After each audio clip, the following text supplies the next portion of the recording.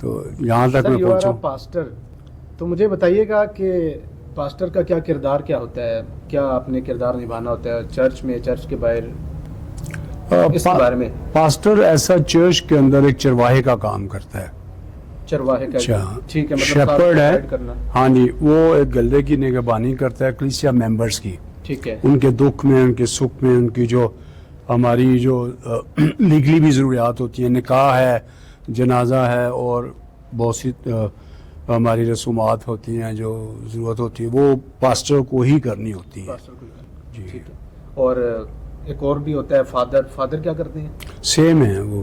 Father بھی same ہے اور پاسٹر. اور تھرڈ کیا ہوتا ہے؟ ریورنڈ بھی ان کو پادری عام لفظ میں کہہ دیتے ہیں. تو ان کا بھی سیم ورکنگ وہی ہے. اصل میں ہمارے رومن کیتھولک چرچ میں جو پریسٹ ہے فادر جی ڈینومینیشن کے حساب سے، جو پینٹیکوسٹلز ہیں وہ پاسٹر کا لفظ یوز کرتے ہیں. اینگلیکن چرچ جو ہے پروٹسٹنٹ وہ ریورنڈ کو کرتے ہیں، اور جو ہمارے رومن کیتھولک چرچ ہے وہ فادر کو زیادہ یوز